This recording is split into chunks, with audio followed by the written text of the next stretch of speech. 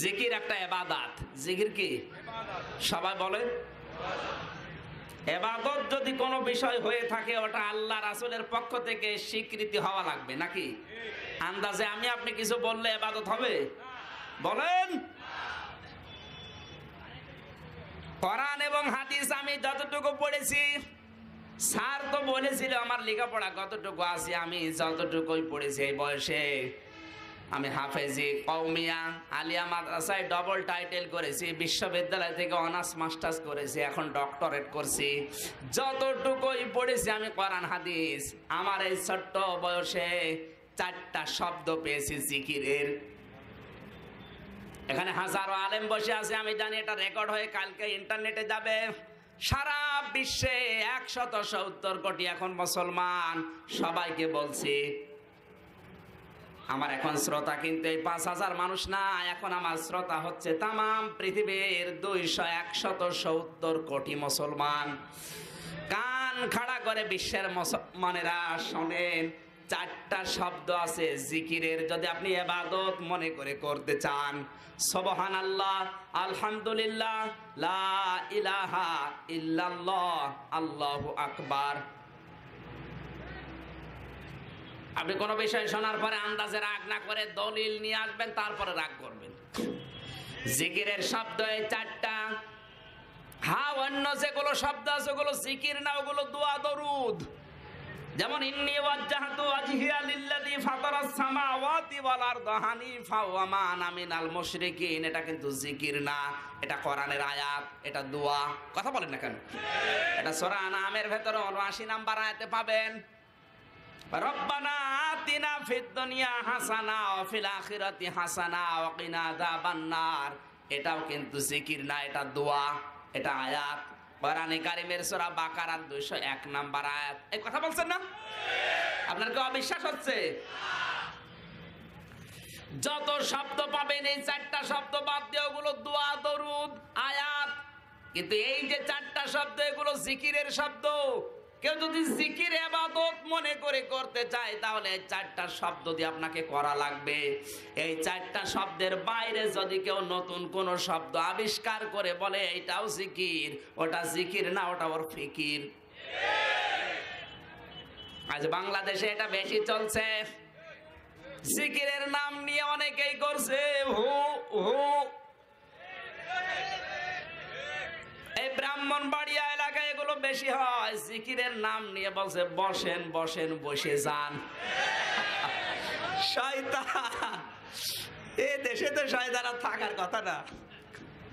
এই ভণ্ড পীরদের কারণে শয়তান বলছে আমি করে থাকবো, আমি অন্য দেশে যাই।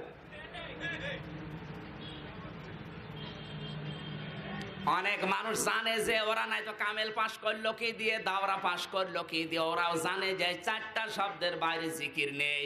কিন্তু বাপ দাদাদের ওই ভ্রান্ত ধারণা প্রতিষ্ঠিত করার জন্য ওরা আন্দাজে কোরআনের আয়াত বলে অপব্যাখ্যা অনেকে করে। আমি নিজে দেখেছি অনেকে দলিল দিচ্ছে ওমাই ইয়াগফিরুজ যুনুবা ইল্লাল্লাহ, আল্লাহ জিকির চলবে না।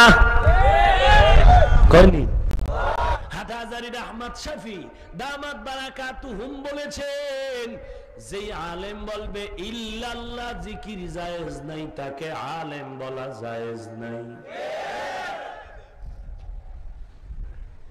কুল লা ইয়ালামু মান ফিস সামাওয়াতি ওয়াল আরদিল গায়বা ইল্লাল্লাহ ওমাই ইয়াগফিরুজ যুনুবা ইল্লাল্লাহ।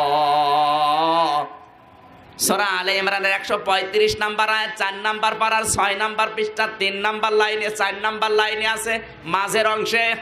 এটা দিয়ে দলিল দিচ্ছে কি ইল্লাল্লাহ জিকির আপনি করবেন না, মানে আল্লাহ নিজে ইল্লাল্লাহ জিকির করছে। অথচ এই আয়াতটার শানে নজুল, এর আগের আয়াত পরের আয়াতের ঐতিহাসিক প্রেক্ষাপটের অর্থ কি? ওমাই ইয়াগফিরুজ যুনুবা ইল্লাল্লাহ। হে নবী আপনি বলেন আল্লাহ বাদে গুনাহ মাফ করার কেউ আছে কি? শেষে প্রশ্নবোধক চিহ্ন, ইন্টারোগেটিভ সেন্টেন্স। এটা এক কথা বলছেন না কেন?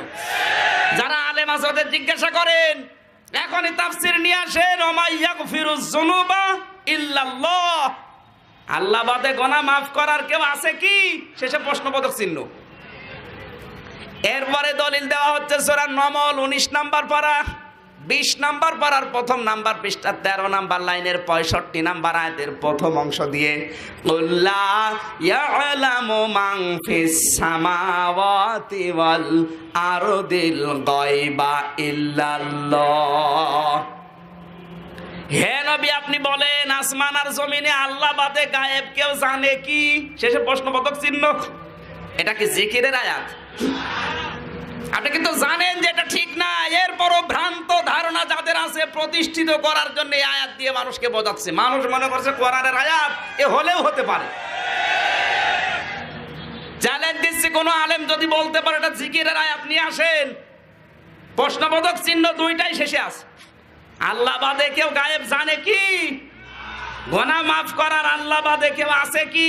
এত স্পষ্ট আয়াত, তারপরও আপনি বোঝেন না কোন কারণে?